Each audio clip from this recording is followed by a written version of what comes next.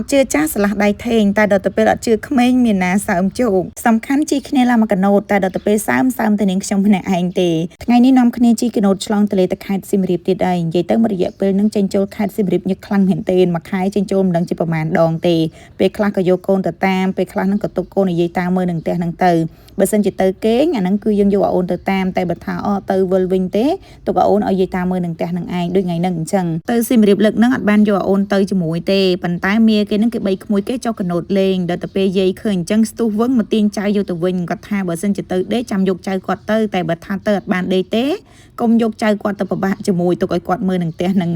ហើយទៅសៀមរាបថ្ងៃហ្នឹងគឺយើងជូនកពៅនឹងមីងខ្ញុំត្រឡប់ទៅវិញដោយសារតែកាលថ្ងៃទី4 ខែ 4អូនរាជអាយុបាន6 ខែយើងក៏មានរៀបចំកម្មវិធីតិចតួចអីអញ្ចឹងណាអញ្ចឹងទៅមីងខ្ញុំនឹងកពៅហ្នឹងក៏គាត់មកលេងដែរមកលេងបានប្រហែលជា2 3ថ្ងៃដល់ថ្ងៃត្រូវត្រឡប់ទៅវិញយើងក៏ជូនគាត់ទៅវិញពេលដែលយើងចេញដំណើរទៅហ្នឹងប្រហែលជាខ្ទង់ម៉ោង 3 រសៀលពេលហ្នឹងនៅក្នុងភូមិគឺមានខ្យល់តិចតិចឥឡូវព្រិចប៉ុន្តែបងអូនខ្ញុំក៏ថាចេញទៅដល់ទន្លេអាចនឹងខ្យល់ឥឡូវខ្លាំងជាងហ្នឹងហើយមួយទៀតពេលដែលយើងបើកកណូតឆ្លងទន្លេមានខ្យល់មានឥឡូវអីបែបហ្នឹងគឺយើងត្រូវតែបើកឲ្យលឿនមិនអាចបើកយឺតបានទេតែកាលណាដែលយើងបើកយឺតហ្នឹងគឺទឹកសាចជោកពេញនឹងឯងពិសេសហ្នឹងគឺអ្នកអង្គុយក្រោយគេហ្នឹងហ្មងដោយបងប្អូនបានឃើញពីដើមវីដេអូមិញអញ្ចឹងនឹងខ្ញុំសើមនឹងជោកតាំងពីក្បាលដល់ចុងជើងហើយមូលហេតុដែលសើមជោកហ្នឹងគឺដោយសារតែពេលដែលបងអូនខ្ញុំគាត់បើកកណូតចេញទៅដល់ទន្លេគាត់បន្ថែមលបឿនឲ្យលឿនដើម្បីឲ្យកណូតហ្នឹងវារៀងហើបពីទឹកឲ្យខ្លាំងអញ្ចឹងទៅកុំឲ្យទឹកសាចហើយពេលហ្នឹងនាងខ្ញុំកំពុងតែកាន់កាមេរ៉ាថតទេសភាពទន្លេពេលដែលយើងកំពុងតែបើកកណូតអីចឹងណាហើយពេលដែលបើកកណូតចេញមកដល់កន្លែងទៅនេះនាងខ្ញុំនឹកឃើញថាអត់ទាន់បានទេតែប្រាប់ទុកគេផង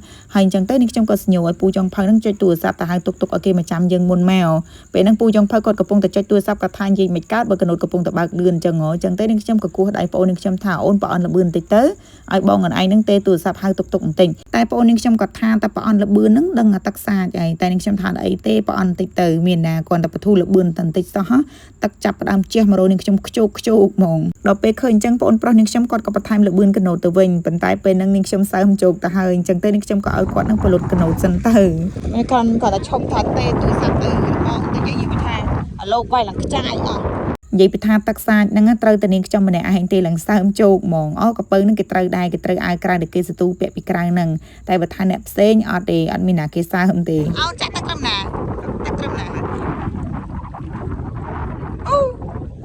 ូតលេលវឹកនវើយពេលដែលធ្វើដំណើរឆ្លងកាត់ទន្លេខេត្តប្រាំងបែបនេះទោះបីជាមានលោកមានខ្យល់មានភ្លៀងមិនក៏ដោយក៏យើងអត់សូវបារម្ភដែរដោយសារតែខេត្តប្រាំងបែបនេះគឺទឹករាក់ទេដោយបងប្អូនឃើញអញ្ចឹងទន្លេធំល្វឹងល្វើយប៉ុន្តែជម្រៅទឹកបានប្រហែលជា1 ម៉ែត្រទេបន្ទាប់ពីពូចង់ភៅទេទូរស័ព្ទទៅរមាក់ហើយយើងក៏ចាប់ផ្ដើមបន្តដំណើរទៅមុខទៀតហើយពេលដែលយើងបច្ចេកកណូតចេញទៅនឹងភ្លាមល្បឿនកណូតអត់តាន់លឿនទេមានណាទឹកសាច់ដាក់មកប្រាវទៀតតើតែយើងបន្ថែមលបឿនឲ្យកណូតនឹងលឿនឲ្យក្បាលកណូតនឹងវាហើបផុតពីទឹកទៅបានទឹកឈប់សាចនិយាយពីបងប្អូនដែលចង់មកលេងទន្លេប៉ុន្តែខ្លាចទឹកបងប្អូនអាចមកលេងខេត្តប្រាំងបែបនេះបានទឹករាក់ទេហើយមួយទៀតតកតងនឹងសេវាទូរស័ព្ទដោយសារតែបងប្អូនគាត់ធ្លាប់មកលេងផ្ទះនាងខ្ញុំកន្លងមកក៏ថាពេលមកដល់នឹងសេវាទូរស័ព្ទគាត់អត់សូវដើរទេគៀងអ៊ីនធឺណិតបើគាត់ចេញអីចឹងណាអញ្ចឹងបងប្អូនប្រើប្រព័ន្ធ smartphone ទៅដោយសារតែសេវាវាដើរល្អមិនថាការទេឬក៏លេងអ៊ីនធឺណិតទេអ្នកផ្ទះនាងខ្ញុំគឺប្រើប្រព័ន្ធ smartphone ទាំងអស់ដូចពេលដែលយើងបើកកណូតចេញមកដល់ទន្លេមិញហ្នឹងក៏នៅមានសេវាអាចឲ្យយើងទេបានដែរចំណាយពេលប្រហែលជាកន្លះម៉ោងឥឡូវនេះយើងបានធ្វើដំណើរមកដល់ចុងទឹកហើយដោយសារតែទឹកកាន់តែរាក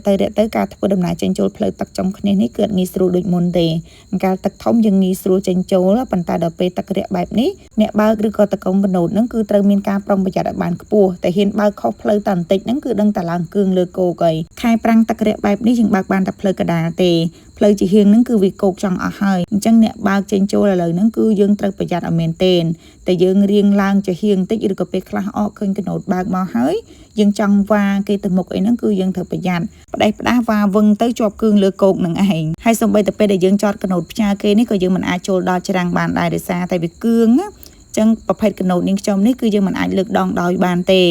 េចឹងគឿងត្រឹមណាយើងចតត្រឹមនឹងប៉ុន្តែកណូតខ្លះគេមានដងដោយអាចលើកបានអញ្ចឹងពេលដែលមកដល់ច្រាំងហ្នឹងគឺគេលើក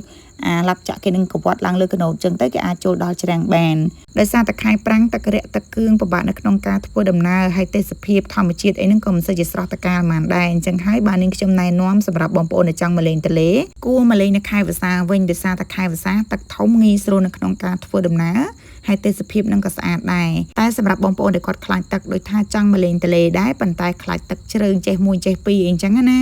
ចឹងបងប្អូនអាចមកលេងនៅខែប្រាំងនេះបានខែប្រាំងគឺទឹករាក់ទេដោយបងប្អូនឃើញមុននឹងអញ្ចឹង ទឹកទន្លេធំល្វឹងល្វើយប៉ុន្តែជម្រៅទឹកបានប្រហែលជា1ម៉ែត្រទេអញ្ចឹងទោះបីជាពេលដែលយើងធ្វើដំណើរឆ្លងទន្លេហ្នឹងមានខ្យល់មានភ្លៀងមានអាលោកមិនក៏ដោយក៏យើងអត់សូវបារម្ភដែរដោយសារតែទឹករាក់ហើយនេះបន្ទាប់ពីជូនមិញនាងខ្ញុំដាក់ផ្ទះហើយយើងក៏បន្តដំណើរជូនកពៅនឹងទៅបន្ទប់ទៀតថ្ងៃហ្នឹងអ្នកមកសៀមរាបតែ5នាក់ទេប៉ុន្តែដល់ទៅពេលអ្នកជូនដំណើរមកនេះដល់ទៅ6នាក់អូន3នាក់ដែលអង្គុយខាងមុខហ្នឹងគឺយើងនាំគាត់មកលេងទេដោយសារតែយើងមកត្រូវត្រឡប់ទៅវិញអញ្ចឹងទេនាងខ្ញុំក៏បបួលពួកគាត់ហ្នឹងជិះកាណូតជិះរ៉ឺម៉កមកលេងដែរឥឡូវនេះយើងបានធ្វើដំណើរមកដល់បន្ទប់កពៅហើយពេលមកដល់ហ្នឹងគឺនាំគ្នាអង្គុយលេងនៅបន្ទប់កពៅបន្តិចទិញភេសជ្ជៈទិញនំអីញ៉ាំជុំគ្នាមួយស្ទុះហើយបានយើងត្រឡប់ទៅវិញអញ្ចឹងវីដេអូរបស់នេះខ្ញុំមានតែប៉ុណ្្នឹងទេបងប្អូនអរគុណសម្រាប់ការចំណាយពេលទស្សនាបាយបាយ